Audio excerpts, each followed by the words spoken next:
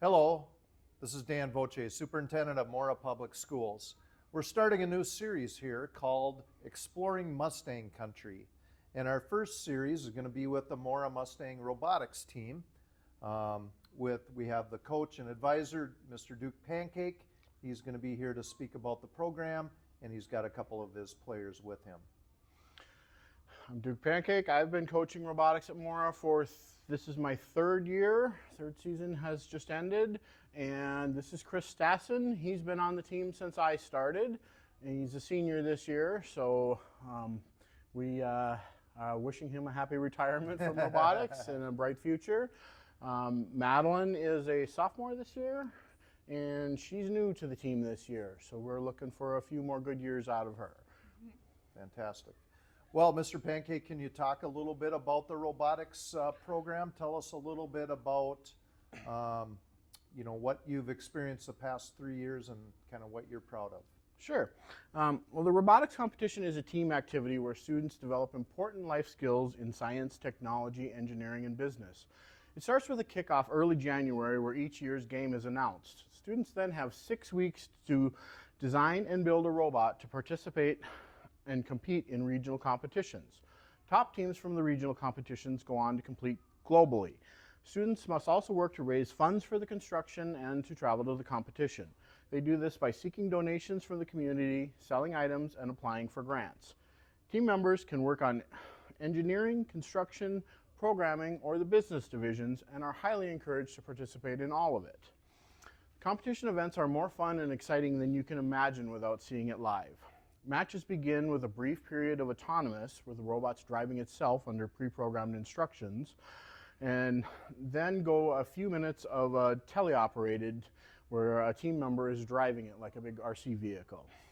We work with an alliance of 2 other teams to score points by delivering game pieces to goals, climbing, balancing, and similar activities. Mora typically has 10 to 20 students participating, and we go to a 3-day competition in Duluth. If we grow and become more successful, I'd like to go to more regional competitions and increase our chances of going on to Worlds. Chris, why don't you tell us a little bit about your experience in robotics, what you've learned, and tell us a little bit about your role on the team. Over my 3 years of robotics, I've learned it's not about working individually. You really need to come together when building this. If you do not work with your programming team and your budgeting team, if I don't work with my budgeting team, I don't get the parts I need to install on the robot. And if I don't work with my programming team, those parts never receive the code they need to operate. And over those 3 years, for 2 of them, I have been lead fabricator and captain. Nice. Good.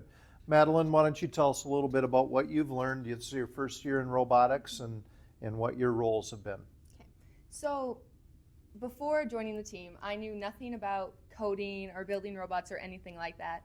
So I was nervous to join, but it was really easy to learn things from the team because they were very supportive and they answered any questions I had. And yeah, I just think it was a really fun experience to hang out with them all and to learn from them.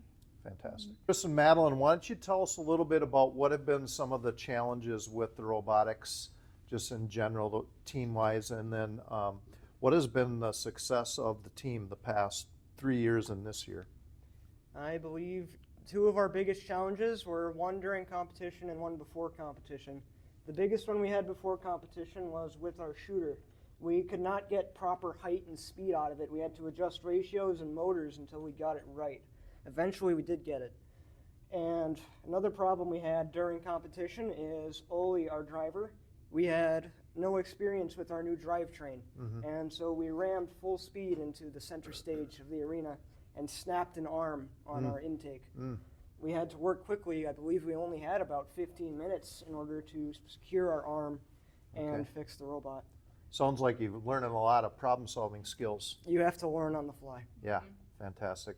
Madeline, what would you say have been some successes with the robotics team here?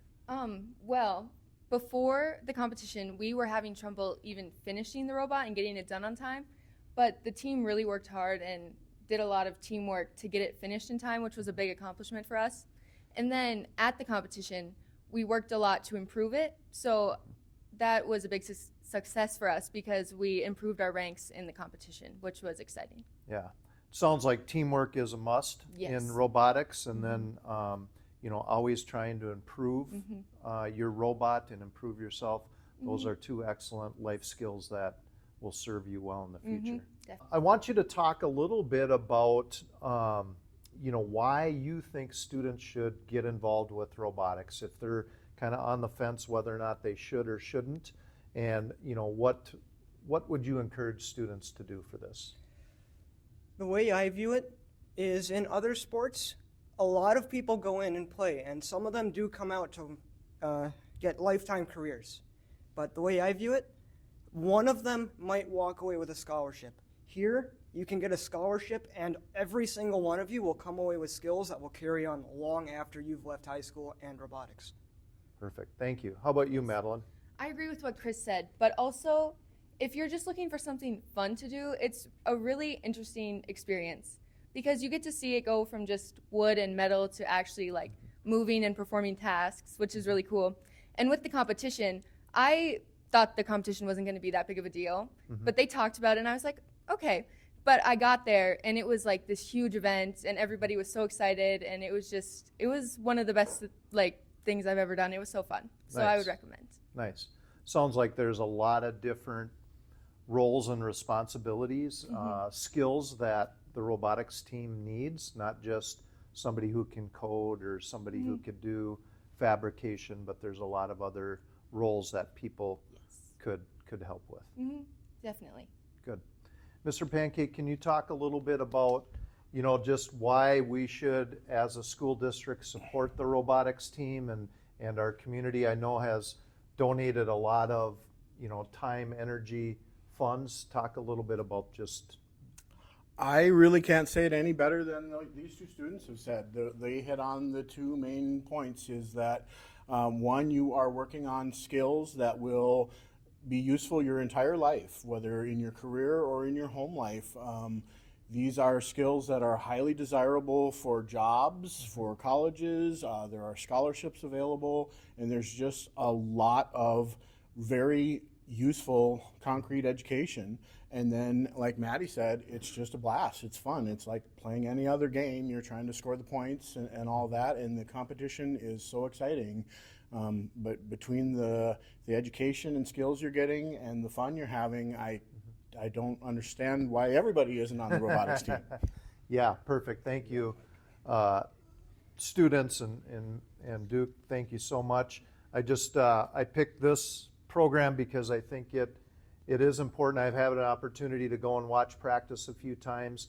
It is fun to watch the students work together as a team and try to problem solve. And then I want to thank Mr. Pancake for stepping up to be our advisor. It's not always easy to be a coach or an advisor, to try to get the team to work together. And there you can see there's literally thousands of moving parts here that have to be planned and purchased and fundraised and all that sort of stuff. So thank you very much for being our first students and staff to be part of this Exploring Mustang Country video.